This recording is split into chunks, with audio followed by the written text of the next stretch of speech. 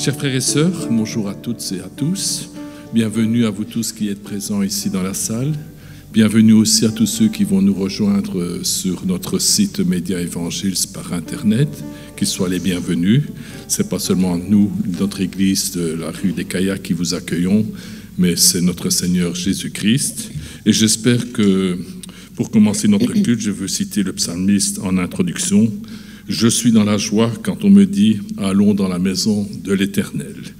Et aussi, voici oh qu'il est agréable, qu'il est doux pour des frères de demeurer ensemble. J'espère qu'il en est de même pour chacun de nous qui sommes venus aujourd'hui pour adorer notre Seigneur. Et pour commencer, je vous invite à vous lever pour notre premier chant, accompagné par notre groupe Louange, que je veux remercier, ainsi que tous ceux qui œuvrent à la réalisation de ce culte, que ce soit à la vidéo, à la technique, à nos moniteurs qui s'occupent des enfants. Et c'est aujourd'hui notre pasteur Yves Duchesne qui apportera le message. Je vous invite à vous mettre debout pour le premier chant.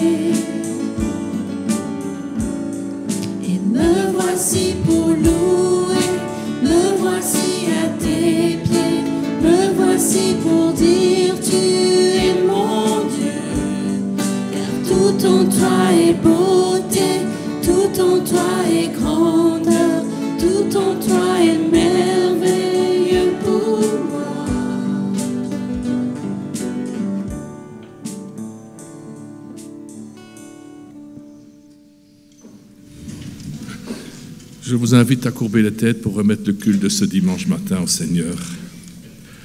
Oui Seigneur, merci pour cette liberté que tu nous donnes de monter dans ta maison pour te louer et t'adorer, pour te rendre ce culte que tu mérites. Et nous voulons remettre le culte de ce dimanche matin, que tout soit fait à ton honneur. Nous te demandons que ton Saint-Esprit agisse et parle au travers de notre pasteur Yves Duchesne pour le message qu'il nous apportera.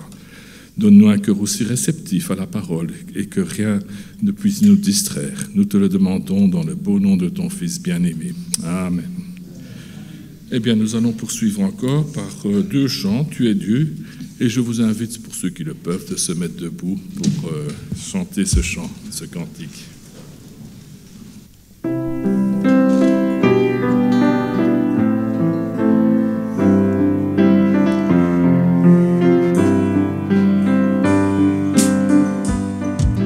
Tu es Dieu.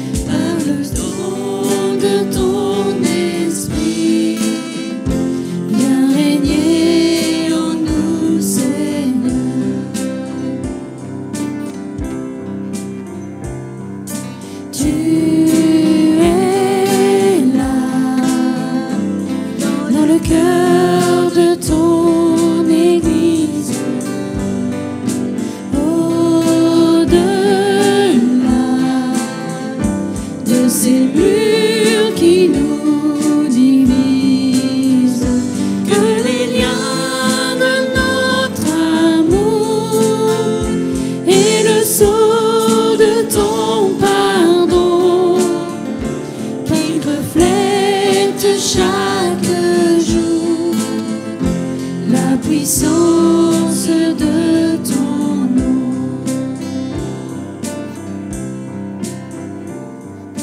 Notre Père, que ton règne s'établisse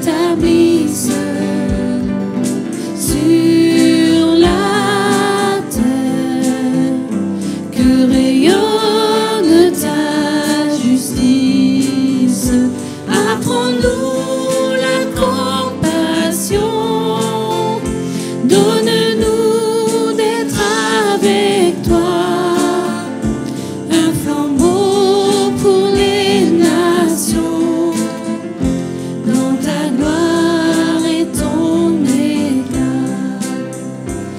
Apprends-nous la compassion, donne-nous d'être avec toi, un flambeau pour les nations, dans ta gloire et ton éclat, dans ta gloire et ton éclat.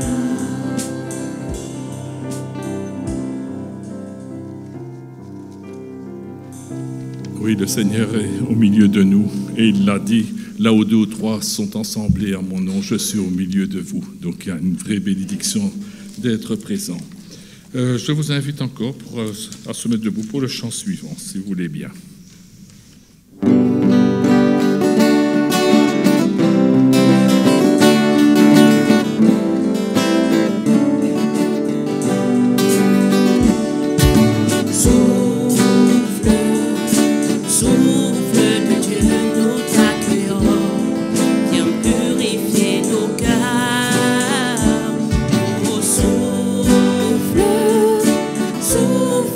Dieu, nous t'accueillons, viens purifier nos cœurs.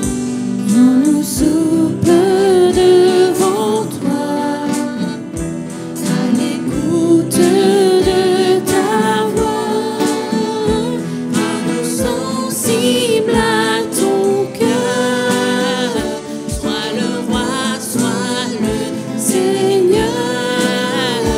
Oh, souffle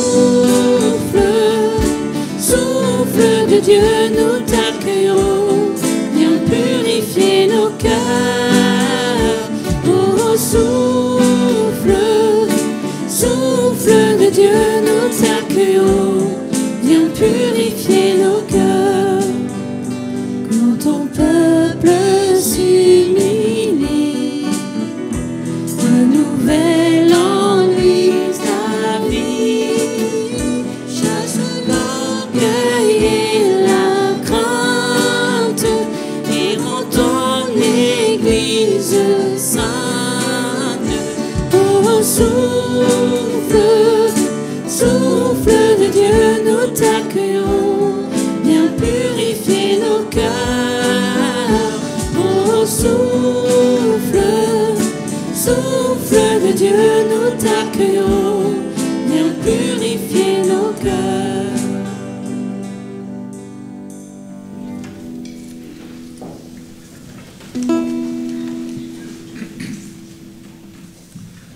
Nous louons le Seigneur pas seulement par les chants, par nos prières, et je vous invite pour poursuivre notre culte à ouvrir la parole de Dieu dans le livre de l'Ecclésiaste. Donc c'est au milieu de la Bible, juste après les psaumes et les proverbes. Ecclésiaste au chapitre 3, à partir du premier verset. Il y a un moment pour tout, et un temps pour toute activité sous le ciel. Un temps pour naître et un temps pour mourir. Un temps pour planter et un temps pour arracher ce qui a été planté. Un temps pour tuer et un temps pour guérir. Un temps pour démolir et un temps pour construire. Un temps pour pleurer et un temps pour rire. Un temps pour se lamenter et un temps pour danser. Un temps pour lancer des pierres et un temps pour en ramasser. Un temps pour embrasser et un temps pour s'éloigner des embrassades. Un temps pour chercher et un temps pour perdre. Un temps pour garder et un temps pour jeter. Un temps pour déchirer et un temps pour coudre. Un temps pour se taire et un temps pour parler, un temps pour aimer et un temps pour détester, un temps pour la guerre et un temps pour la paix. Mais quel avantage celui qui agit retire-t-il de la peine qu'il se donne? J'ai vu quelle occupation Dieu réserve aux humains. Il fait toutes choses belles au moment voulu. Il a même mis dans le cœur la pensée de l'éternité, même si l'homme ne peut comprendre l'œuvre de Dieu accomplie du début à la fin. J'ai reconnu que le seul bonheur consiste à se réjouir et à bien agir pendant la vie, et que si un homme mange, boit et prend du plaisir dans tout son travail, c'est un cadeau de Dieu. J'ai reconnu que tout ce que Dieu fait durera toujours, sans qu'on puisse ajouter ou enlever quoi que ce soit, et que Dieu agit de cette manière afin qu'on éprouve de la crainte devant lui. Ce qui existe a déjà existé, tout comme ce qui existera, et Dieu ramène ce qui est passé. J'ai encore vu sous le soleil qu'à l'endroit désigné pour le jugement se trouvait la méchanceté, et qu'à l'endroit désigné par la justice régnait la méchanceté. Je me suis dit dans mon cœur, le juste et le méchant, c'est Dieu qui les jugera, car il y a un temps pour toute activité et pour tout ce qui est fait. Je me suis dit dans mon cœur à propos des humains que Dieu les met à l'épreuve pour qu'ils voient par eux-mêmes qu'ils ne sont que des bêtes. En effet, le sort de l'homme et celui de la bête sont identiques. Ils meurent tous les deux. Ils ont tous un même souffle, et la supériorité de l'homme sur la bête est nulle, puisque tout n'est que fumée. Tout va au même endroit, tout a été fait à partir de la poussière et retourne à la poussière. Qui sait si le souffle des humains monte vers les hauteurs, et si le souffle de la bête descend dans la terre? J'ai vu qu'il n'y a rien de mieux pour l'homme que de se réjouir de ce qu'il fait. Voilà quelle est la part, en effet, qui le ramènera pour qu'il voie ce qui sera après lui. Voilà. Et alors j'aimerais bien encore mettre juste un verset que je vous lis dans 1 Corinthiens 10, verset 23. « Tout m'est permis, mais tout n'est pas utile.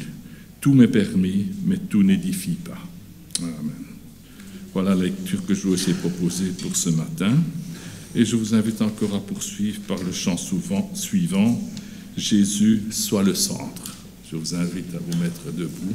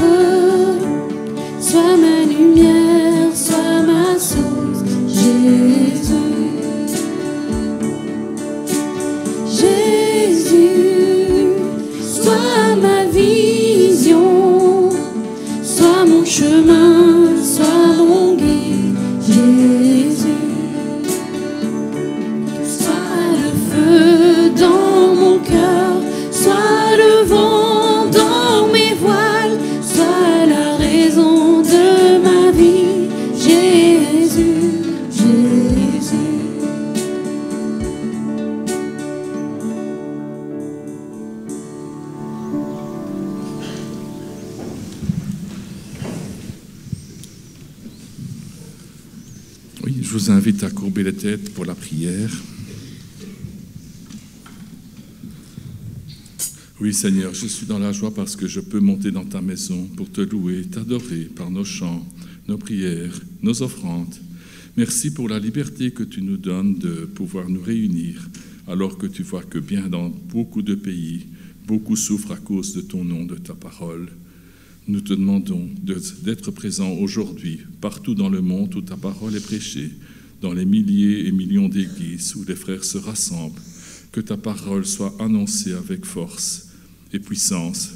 Nous pensons à tous nos frères qui sont esclaves dans leur prison, dans leur famille, séparés. Nous pensons à eux, que ton Saint-Esprit soit avec eux également, qu'ils n'abandonnent pas la voie, qu'ils persévèrent, et que aussi tu puisses peut-être agir via leurs bourreaux, que tu nous donnes cette joie de pouvoir être sauvés alors que nous étions pécheurs, et que c'est pour ça que tu es venu sur la terre.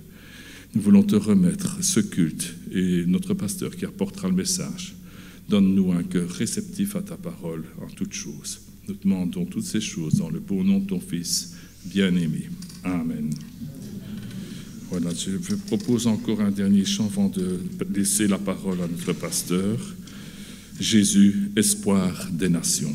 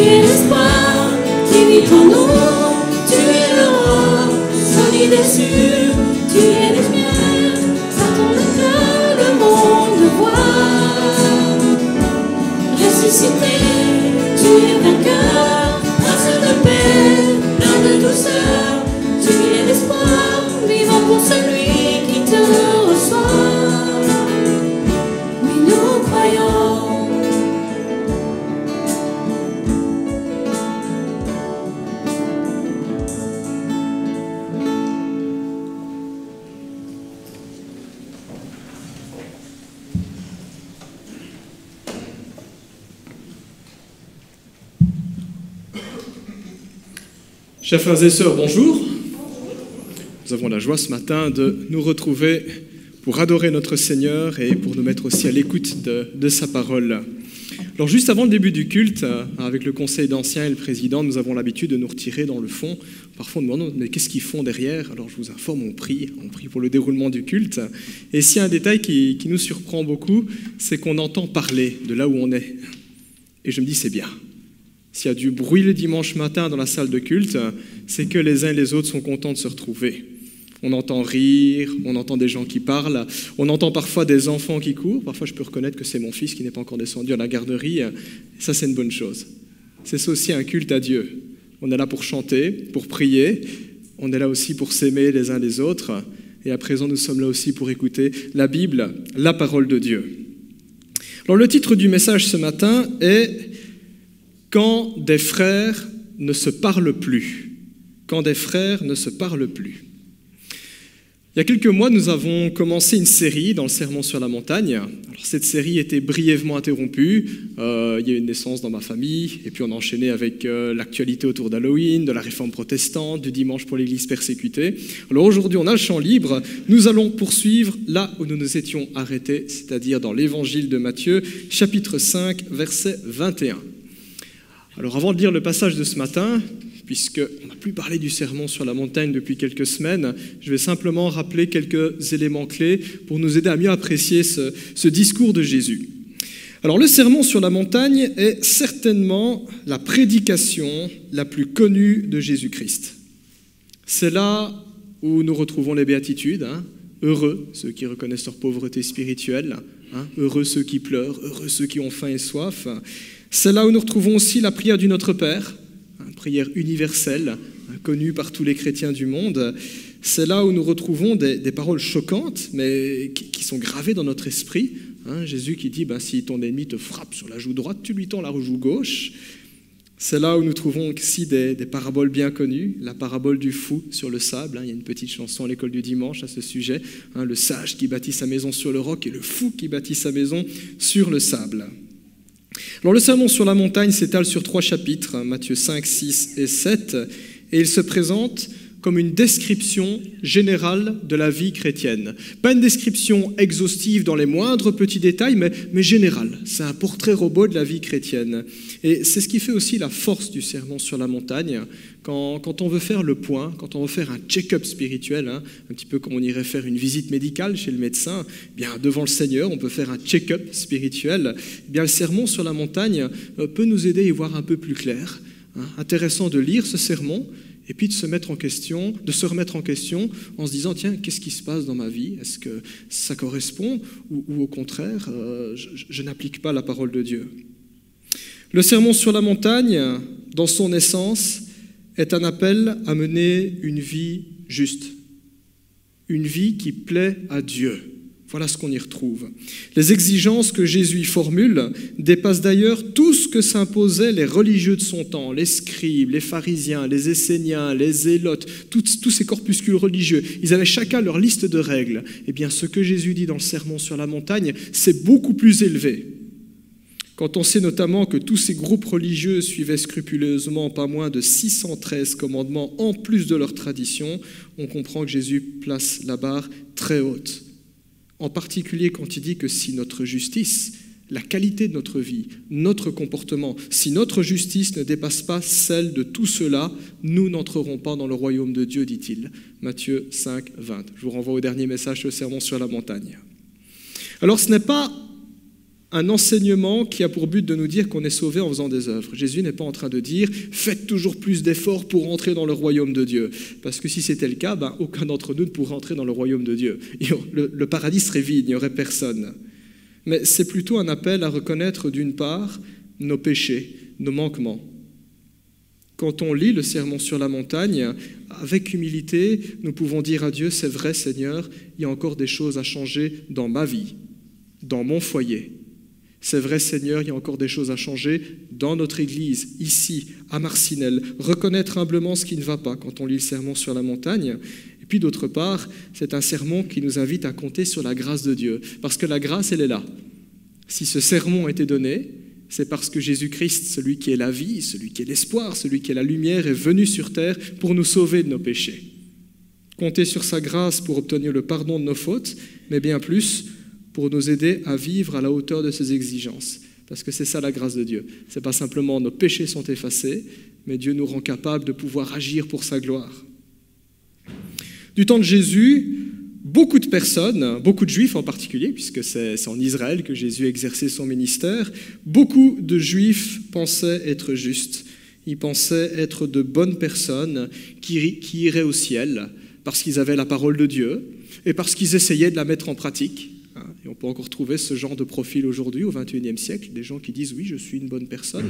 Et même dans nos milieux chrétiens, je suis une bonne personne parce que je crois que j'ai la Bible et que ma vie est irréprochable. Jésus va donc donner 6 exemples. Que 6 exemples. Il aurait pu en donner beaucoup plus. 6 exemples où il va mettre le doigt sur les manquements de ces personnes. Jésus va parler de la colère, de l'adultère, du divorce, des serments, de la vengeance et de la relation avec nos ennemis. C'est ce que l'on voit des versets 21 à 48 dans le chapitre 5. Ce sont autant de sujets qui nous concernent encore aujourd'hui, car nous sommes confrontés à ces mêmes réalités, à ces mêmes difficultés. Oui, nous voyons encore aujourd'hui dans la société, même proche de nous et parfois dans les églises, de la colère, de l'adultère, du divorce, des serments où on dit quelque chose et on ne tient pas parole, de la vengeance et de l'adversité également. Alors ce matin, je ne vais pas parler de tout ça parce que ce serait très condensé. Nous parlerons de la colère, et c'est la section, c'est le texte de ce matin, Matthieu chapitre 5, versets 21 et 26, qui parle de la colère et plus précisément des conflits, du ressentiment qu'on peut avoir dans nos relations. Je lis le texte, Matthieu 5, 21, dans la Sommeur 2015. La Bible dit ceci. « Vous avez appris qu'il a été dit à nos ancêtres, « Tu ne commettras pas de meurtre. Si quelqu'un a commis un meurtre, il en répondra devant le tribunal. Eh bien, moi je vous dis, celui qui se met en colère contre son frère en répondra devant le tribunal. Celui qui lui dit imbécile passera devant le grand conseil, et celui qui le traite de fou est bon pour le feu de l'enfer. Si donc, au moment de présenter ton offrande devant l'autel, tu te souviens que ton frère a quelque chose contre toi, laisse là ton offrande devant l'autel et va d'abord te réconcilier avec ton frère. Puis tu reviendras présenter ton offrande. Si tu es en conflit avec quelqu'un, dépêche-toi de t'entendre avec ton adversaire pendant que tu es encore en chemin avec lui. Sinon, ton adversaire remettra l'affaire entre les mains du juge, qui fera appel aux huissiers de justice, et tu seras mis en prison. Et là, vraiment, je te l'assure, tu n'en sortiras pas avant d'avoir remboursé jusqu'au dernier centime. » Jusque-là, la lecture. Quand des frères ne se parlent plus, c'est le titre de ce message. Dans ces quelques versets que nous venons de lire, il est donc question de la colère et plus précisément des conflits et du ressentiment que nos conflits génèrent. Qui ici ne s'est jamais mis en colère contre quelqu'un ? Qui ici peut dire « moi, pasteur, m'est jamais arrivé, on peut m'embêter comme on veut, je reste calme, on pourrait mettre, un détecteur de mensonges ou un électrocardiogramme, la ligne reste plate. » Personne, bien sûr. Personne, ça nous est déjà tous arrivé à un moment donné de nous mettre en colère. Les parents en particulier, quand vos enfants font une bêtise, ça bouillonne. Eh bien, en croire Jésus, nous sommes coupables et nous sommes dignes d'être jetés en enfer à cause de ça, comme quoi nous ne sommes pas aussi bons et aussi irréprochables que nous le pensons. Peut-être d'après nos critères, mais pas d'après les critères de Dieu. Qui ici n'a jamais eu la moindre dispute, le moindre problème avec qui que ce soit ? Personne. Certes, nous n'aimons pas les conflits, enfin j'espère que personne ici n'aime les conflits, nous n'aimons pas les conflits, mais ils font malheureusement partie de la vie, et si on ne cherche pas des misères aux autres, un jour ou l'autre, on croisera la route de quelqu'un qui nous cherchera des misères, que ce soit à l'église, que ce soit au travail, que ce soit dans le voisinage. Les conflits sont inévitables, et il faut le dire, les conflits sont même inévitables entre les chrétiens. On en a quelques exemples dans la Bible. Juste un, Actes 15, 39, on nous dit que l'apôtre Paul qui est quand même une sommité, Paul s'est disputé avec Barnabas, qui avait été son mentor, et Actes 15, 39 nous dit que leur désaccord fut suffisamment vif pour qu'ils se séparèrent. Voilà, plus possible de travailler ensemble, plus possible de servir le Seigneur ensemble. Toi tu vas à gauche, moi je vais à droite. Voilà, des conflits, il peut y en avoir entre les chrétiens. La Bible ne dit pas c'est bien, continuer comme ça, mais elle montre cette réalité. Cette réalité, les conflits font partie de notre vie terrestre. Nos foyers, nos quartiers, nos villes, le monde du travail, l'école, le monde en général est un grand théâtre, pour ne pas dire une jungle, où se jouent nos conflits. C'est d'ailleurs l'essentiel de l'actualité dans les médias. Vous pouvez zapper, on parlera toujours des conflits ou du dernier scandale qu'il y a eu, comme si le rythme de nos vies s'harmonisait entre guerre, paix et scandale. Et tristement, nos églises n'échappent pas non plus à cette réalité. On pourrait croire que l'Église serait complètement épargnée par cela, parce qu'il y a la grâce, parce qu'il y a l'amour, parce qu'il y a l'Évangile, mais ce n'est pas le cas. Il y a aussi des êtres humains, et les êtres humains sont pécheurs, et les êtres humains sont compliqués, et donc les conflits se retrouvent aussi dans l'Église. Parfois, on vient au temple, à l'étude biblique, au culte le dimanche matin, au club de jeunes, club d'ados, club d'enfants, que sais-je. On vient au temple en ayant une dent contre un tel ou une telle. Alors ne me dites pas que ça ne vous est jamais arrivé. Alors qu'est-ce qu'on fait quand ça arrive? Eh bien les 3/4 du temps, on fait comme tout le monde. On évite la personne. On ignore la personne. Et c'est très facile dans les grandes églises, parce que dans les grandes églises, il y a suffisamment de place et de monde pour ne pas se croiser. Si le frère va prendre une tasse de café en bas, moi je vais rester à la librairie. S'il prend la rangée d'escalier à droite, je prendrai celle de gauche. S'il s'assied sur les bancs devant pour aller au culte, moi je m'assiérai derrière. C'est ce qu'on fait, c'est les petites stratégies comme ça. On s'évite, on ignore. On ne règle pas nos différends, on ne met jamais 2 mots sur ce qu'on ressent, sur ce qui s'est passé. On ne veut pas non plus se remettre en question, parce que ce n'est pas parce qu'on est en colère qu'on a raison. Je rappelle quand même l'épisode de Jonas, il était en colère, un prophète de l'Éternel, et Dieu lui dira « Est-ce que tu fais bien de te mettre en colère ?» Un texte qui nous parle encore aujourd'hui quand on est en colère. Est-ce que j'ai raison de me mettre en colère? Parfois on ne veut pas se remettre en question, parfois on ne veut pas pardonner. Et puis qu'est-ce qui se passe? Eh bien l'Église devient une poudrière, un lieu froid et inhospitalier. Pourquoi? Parce qu'on ne règle jamais les conflits. On n'en parle pas. Parce que parfois par peur que ça dégénère, ou parfois parce qu'on n'a pas envie. Ça stagne, et il y a un malaise, et il y a une gêne, et on n'est pas content, et ça se ressent. Les conflits ne datent pas d'hier, ils sont aussi vieux que l'humanité, aussi vieux que le péché est venu dans le monde, et poussés à l'extrême, les conflits conduisent au meurtre, aux drames familiaux, aux divisions dans les églises, aux crimes passionnés, aux guerres et aux vendettas. Et c'est dans ce cadre-là que Jésus-Christ dit ceci au verset 21, « Vous avez appris qu'il a été dit à nos ancêtres, « Tu ne commettras pas de meurtre. Si quelqu'un a commis un meurtre, il en répondra devant le tribunal. » Alors que fait Jésus ici? Eh bien tout simplement, il démarre de ce que tout juif connaissait. Et ce que les Juifs connaissent, c'est la loi de Moïse, tout simplement. La loi de Moïse qui est enseignée samedi après samedi dans toutes les synagogues par les rabbins ou par les prêtres au temple à l'époque. Et ce que les Juifs savaient était ceci, « Tu ne tueras point ». À l'exception de la peine capitale pour certains crimes prévus dans la loi de Moïse, Dieu interdisait de porter atteinte à la vie de son prochain. Tu ne tues pas ton voisin, tu ne tues pas ton frère ou ta sœur.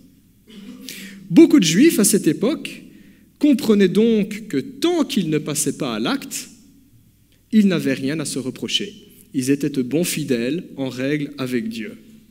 Ce qui laissait la voie libre à la colère, parce que le texte ne dit pas « tu ne te mettras pas en colère », le texte dit « tu ne tueras point ». Donc, avec cette interprétation, ça laissait la voie libre à la colère, à la rancune, à l'amertume, au mépris et au dédain. Et les contemporains de Jésus, et en particulier les chefs religieux, ne s'en privaient pas. En particulier vis-à-vis des étrangers, surtout vis-à-vis des Romains qui occupaient le pays. Ils ne s'en privaient pas vis-à-vis des prostituées, des collecteurs d'impôts, et surtout ils ne s'en privaient pas vis-à-vis de Jésus-Christ, qu'ils finiront d'ailleurs par faire mettre à mort. Et petit détail important, ce ne sont pas les Juifs qui vont le tuer, ils vont demander aux Romains de crucifier Jésus. Les chefs juifs disaient « il ne nous est pas permis de le faire ». Donc, s'il vous plaît, on va pécher par dérogation, on va demander aux Romains de faire le sale travail. Question qui peut se poser quand on lit ce commandement « tu ne tueras point ». Est-ce bien l'intention de Dieu d'enseigner que tant qu'on ne tue pas, on peut mépriser l'autre?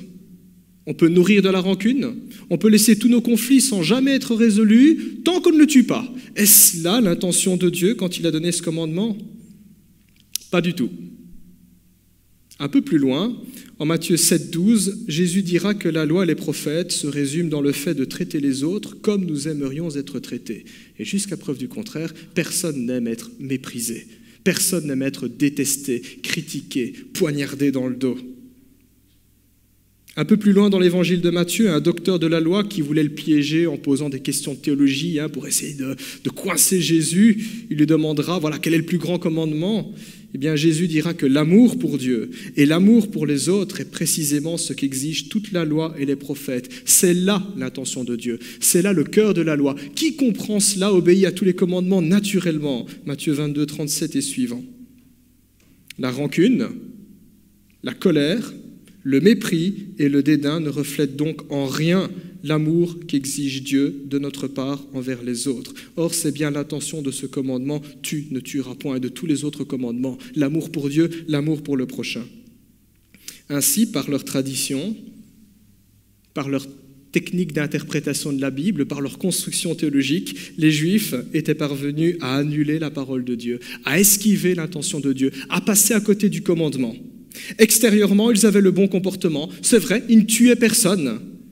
Mais intérieurement, ils n'avaient pas d'amour vis-à-vis de tous ceux qui leur posaient problème. Ils passaient à côté du but pour lequel Dieu avait promulgué une telle loi. Et nous, les chrétiens, nous pouvons s'y tomber dans le panneau, dans notre manière de lire la Bible et d'interpréter les commandements du Seigneur. Extérieurement, tout y est. Intérieurement, c'est sale, c'est pourri. C'est pourquoi Jésus dira au verset 22, « Eh bien, moi je vous dis, celui qui se met en colère contre son frère en répondra devant le tribunal, celui qui lui dit imbécile passera devant le grand conseil, donc le Sanhédrin, l'équivalent de la cour de cassation, ou du gouvernement ou du parlement, et celui qui le traite de fou est bon pour le feu de l'enfer. » Alors là, c'est la justice divine, c'est carrément la condamnation définitive. Waouh! Dans ce verset 22, Jésus met à nu les intentions cachées, les pensées cachées et les mauvaises paroles, insultes, critiques, que l'on peut dissimuler derrière une façade bien religieuse. Les pharisiens du temps de Jésus, qui disaient « voilà, on est de bons croyants ». On offre des sacrifices, on fait de bonnes œuvres, on donne de l'argent aux pauvres. On n'a tué personne, mais Jésus parle ici et la colère, les insultes, le mépris, le dédain. Pour le Seigneur, la colère, l'insulte, le mépris sont tout aussi coupables que le meurtre. Alors pourquoi donc ? Pourquoi ? On pourrait se dire, est-ce que Jésus ne manquerait pas de nuances ? Est-ce que Jésus ne serait pas en train de dire, de se tromper ? Parce qu'il y a quand même un meurtre et une critique, c'est pas la même chose. Eh bien non, aux yeux du Seigneur, c'est la même chose. Pourquoi ? Parce que tous ces comportements, que ce soit le meurtre, que ce soit la colère, que ce soit l'insulte, que ce soit le dédain, se nourrissent de la même graine. Et cette graine, c'est la haine. Cette graine, c'est le refus d'aimer l'autre comme Dieu l'ordonne. C'est le rejet de ses préceptes et de ses commandements. C'est une offense contre la sainteté de Dieu.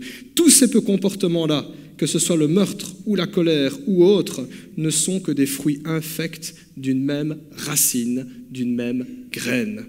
Disons que le meurtre, c'est vraiment le fruit mauvais parvenu à maturité.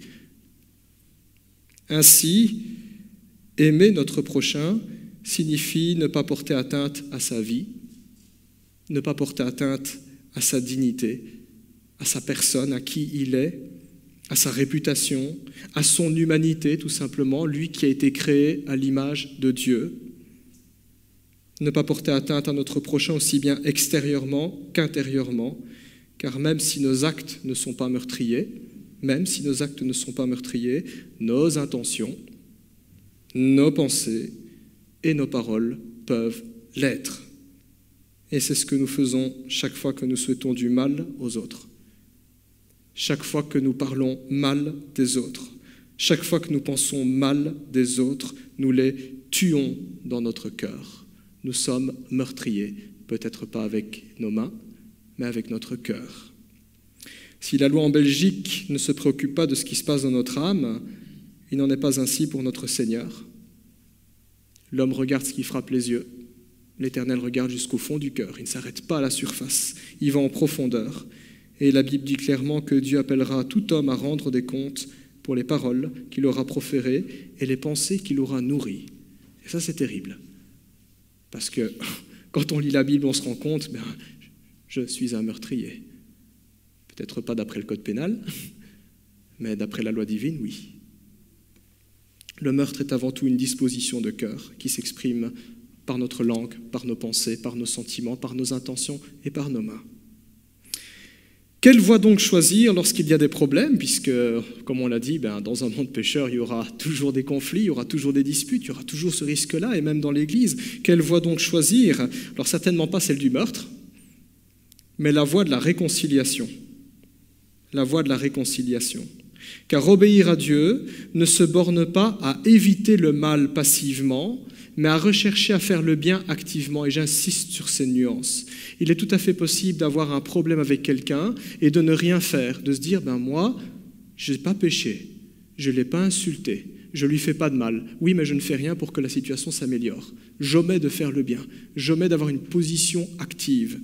Obéir à Dieu ne se borne pas à éviter de faire le mal seulement, ça c'est la moitié du trajet, mais à faire ce qui est bien, à poser des actes concrets, à être actif. Et c'est ce que Jésus montre dans les versets 23 et 24, et même jusqu'au verset 26. 2 illustrations, on va s'intéresser à la première. Jésus dit au verset 23, « Si donc, au moment de présenter ton offrande devant l'autel, tu te souviens que ton frère a quelque chose contre toi, laisse là ton offrande devant l'autel et va d'abord te réconcilier avec ton frère, puis tu reviendras présenter ton offrande. » Intéressant ce texte-là.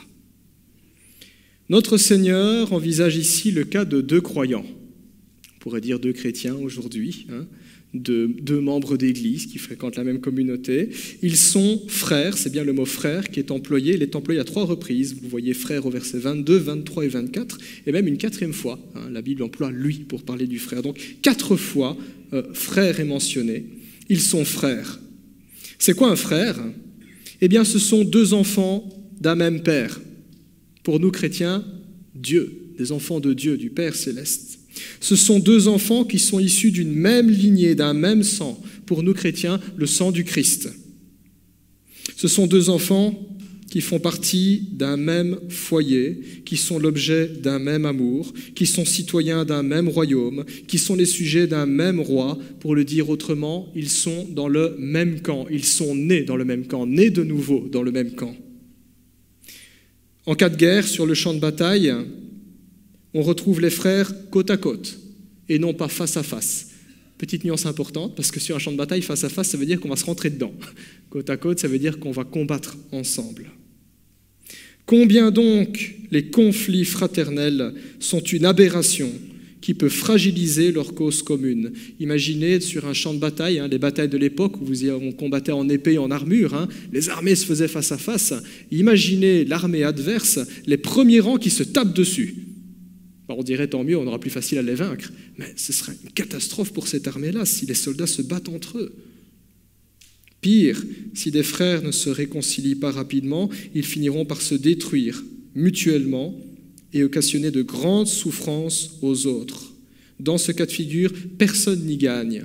Et c'est ce que la Bible montre dans de nombreux épîtres du Nouveau Testament, en particulier dans l'épître aux Galates, Galates chapitre 5, verset 15. Paul écrit aux Galates en leur disant « Mais si vous continuez à vous mordre les uns les autres, à vous déchirer mutuellement, vous finirez par vous détruire. C'est la mort de vos églises. » C'est ce qu'il leur dit.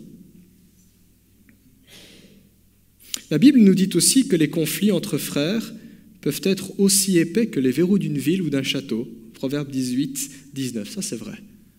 C'est parfois étonnant quand on y réfléchit. On se dit, j'ai plus facile à me réconcilier avec mon voisin qu'avec mes meilleurs amis ou les personnes qui sont les plus proches. Il en est ainsi, car plus proches nous sommes des uns des autres, plus grandes, plus profondes, plus intenses sont les joies. C'est vrai que c'est quand même plus chouette de fêter son anniversaire avec ses amis que tout seul.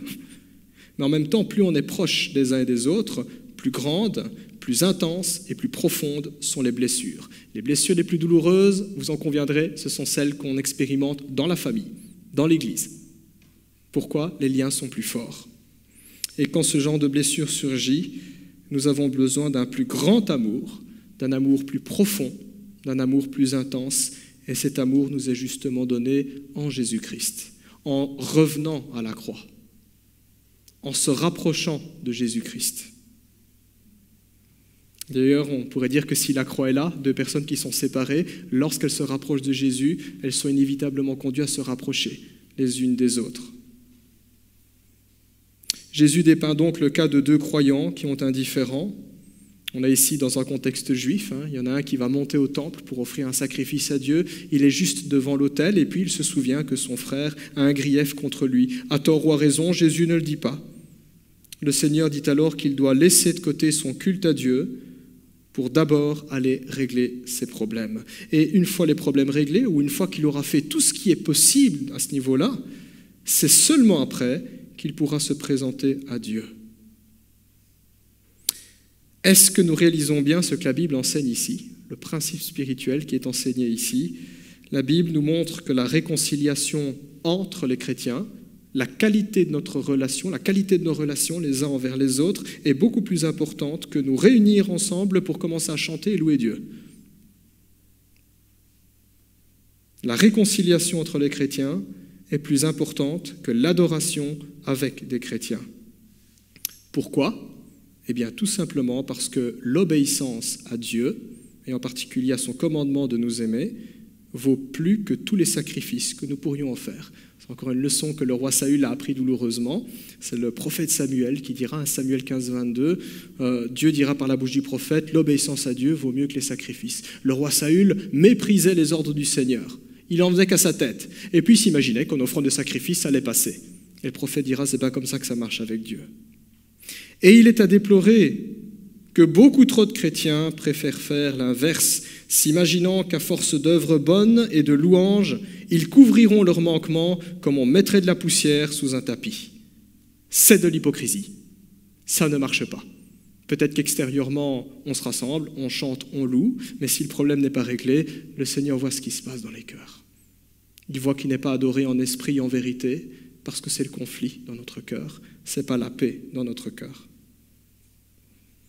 À l'époque, au 1er siècle, et sans doute encore aujourd'hui, les rabbins enseignaient que le jour des expiations, qui est la fête la plus importante pour les Juifs, le Yom Kippour, le jour où leurs fautes ou leurs péchés vont être expiés, les rabbins enseignaient que le jour des expiations, un Juif ne pouvait pas obtenir le pardon de ses péchés, à moins qu'il n'ait fait tout son possible pour se réconcilier avec tous ses frères.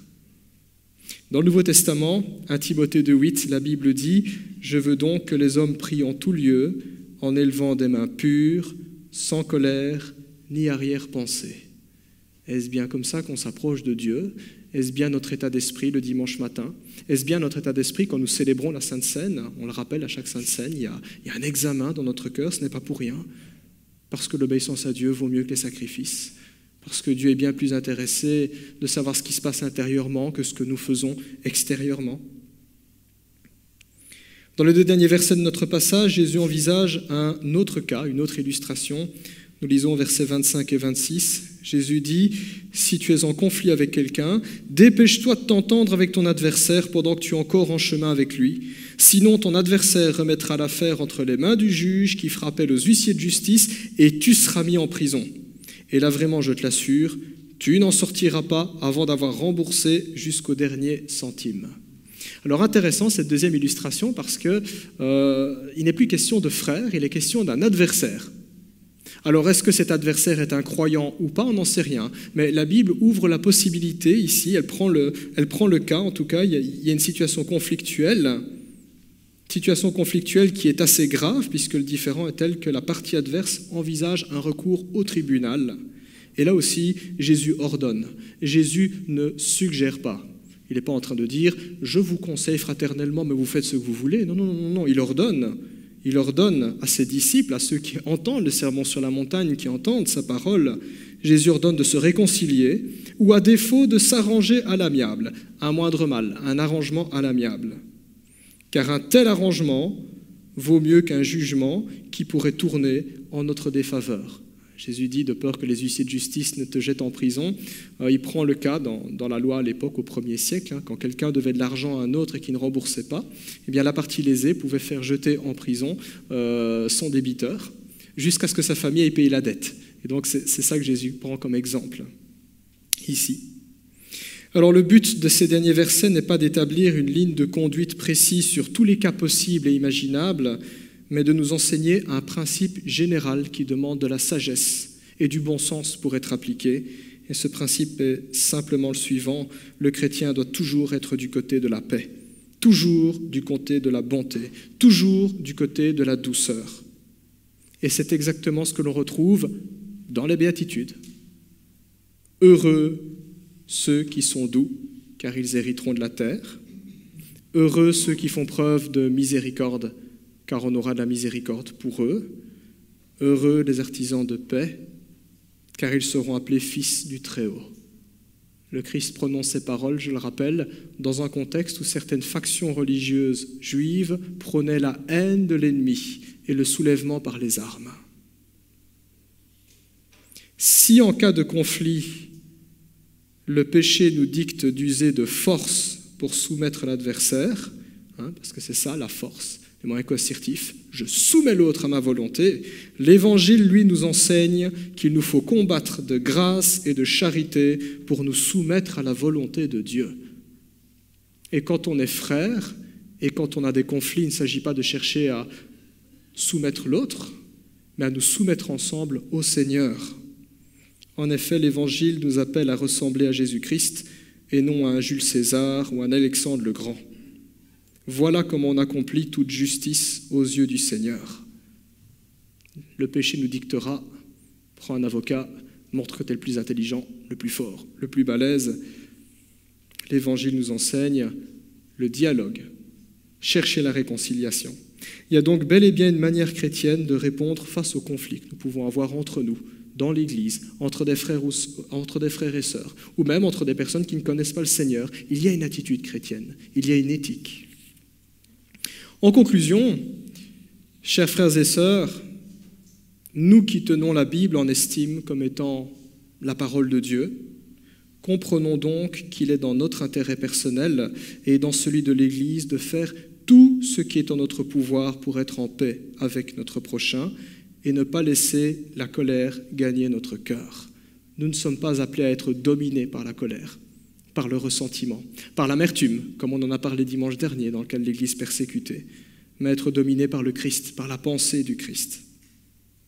Si donc nous savons intérieurement que ce n'est pas le cas, si nous savons bien que, tiens, c'est vrai, j'ai un problème avec X ou Y, et ça fait des semaines, des mois ou des années que ça traîne, si nous le savons, je ne peux que nous exhorter dès aujourd'hui à prendre la résolution de nous repentir de notre inaction, de nous repentir devant le Seigneur, de mijoter cela, de laisser cette carie ronger notre âme et supplier le Seigneur de nous aider, de nous donner le courage, parce que ça demande du courage, l'amour et la sagesse pour aller trouver la personne que nous avons offensée ou qui nous a offensés pour faire tout notre possible pour nous réconcilier, offrir le dialogue. Ne laissons pas notre ressentiment ou le péché diriger notre vie au risque d'être meurtriers en nous-mêmes, mais laissons la parole de Jésus régner en nous dans tout ce qu'elle a de plus beau et de plus riche à nous offrir. C'est ainsi que nous serons heureux et c'est ainsi que Dieu sera glorifié. Amen. Je vous invite à prier. Nous voulons, notre Seigneur Jésus, nous tourner vers toi ce matin, considérant ces paroles que tu as prononcées il y a 2000 ans, combien elles sont toujours pertinentes et combien nous nous heurtons immanquablement aux blessures, aux souffrances que nous avons subies, aux conflits, aux paroles, aux pensées, aux intentions que nous nourrissons aussi, qui ne te glorifient pas. Nous avons besoin de toi. Tu mets la barre tellement haute et pourtant, Seigneur, en lisant ta parole, nous reconnaissons que tu as raison. Ce n'est pas le péché qui doit avoir le dernier mot dans nos relations, mais c'est ton évangile, c'est ta grâce, c'est la croix qui doit triompher. Seigneur, nous te supplions de nous aider. Nous te supplions de nous guérir là où nous avons été offensés. Et nous te supplions de faire naître en nous, dans notre cœur, suffisamment d'amour pour savoir nous ouvrir aux autres, non pas accepter tout le mal, mais savoir surmonter le mal en faisant ce qui est bien, comme tu le dis dans ta parole. Nous prions pour un esprit de pardon, un esprit de réconciliation, un esprit de grâce dans nos vies personnelles, dans nos foyers, dans nos couples, partout où tu nous places, et puis dans notre Église aussi. Tu as fait de nous tes ambassadeurs, des ambassadeurs de réconciliation, et nous prions pour que cette réalité que nous avons lue, Seigneur, dans ta parole, soit aussi notre réalité, dans nos relations, ici, dans l'Église, à Marcinelle, et partout où tu nous places. Merci de nous y aider. Au nom de Jésus. Amen.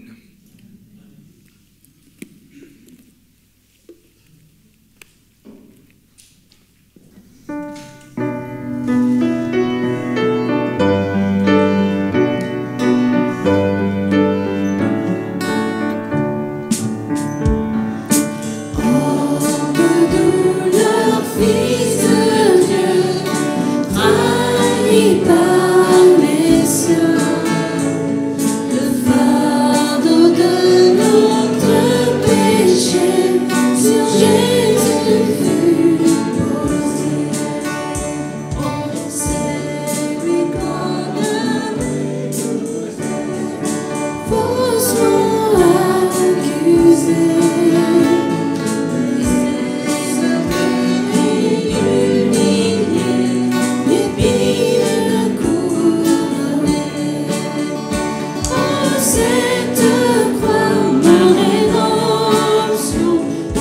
sang coula pour moi, que mon âme s'écrie, Alléluia, gloire et honneur à toi seul.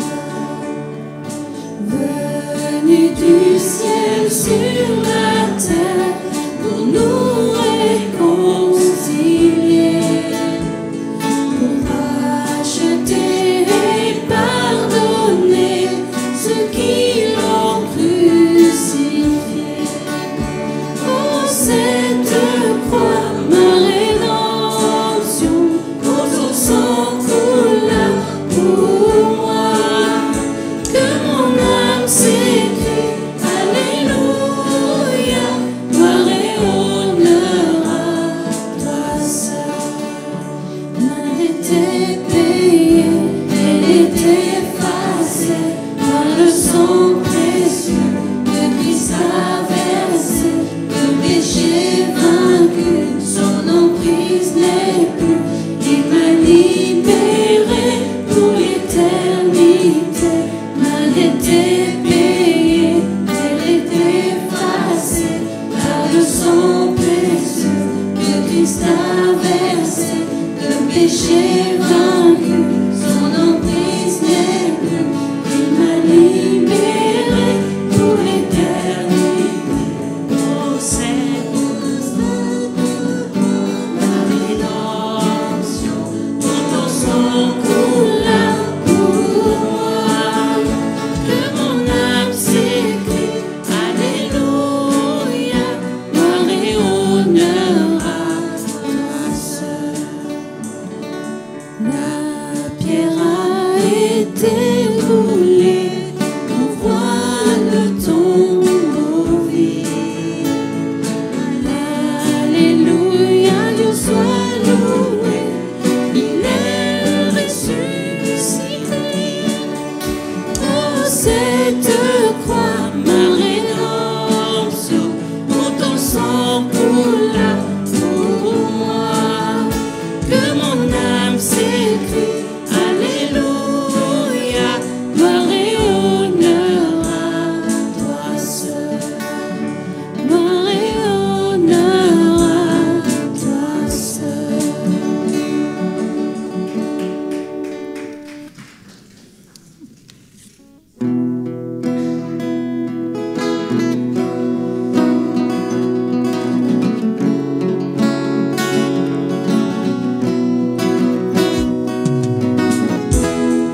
Je suis terminé,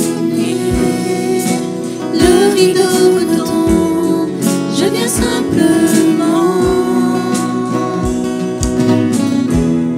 porter mon offrande, car j'ai le désir de réjouir ton cœur.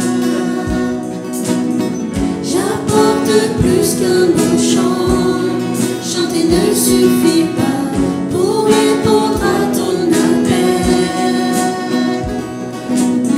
Les apparences sont trompeuses, tu vois bien au-delà. Oh Dieu, tu sondes mon cœur.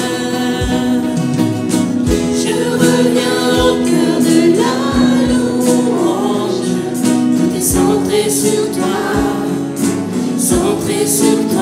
Jésus. Oui, je renonce à tous mes faux semblants, pour tout centrer sur toi, Jésus. Moi l'éternité, qui peut exprimer ce dont tu es dit? Bien que faible et pauvre, je te donne tout, en toute ma vie. J'apporte plus qu'un beau chant, chanter ne suffit pas pour répondre à ton appel. Les apparences sont trompeuses, tu vois bien au-delà. Oh Dieu, tu sens de mon cœur. Je reviens au cœur de la louange, tout est centré sur toi,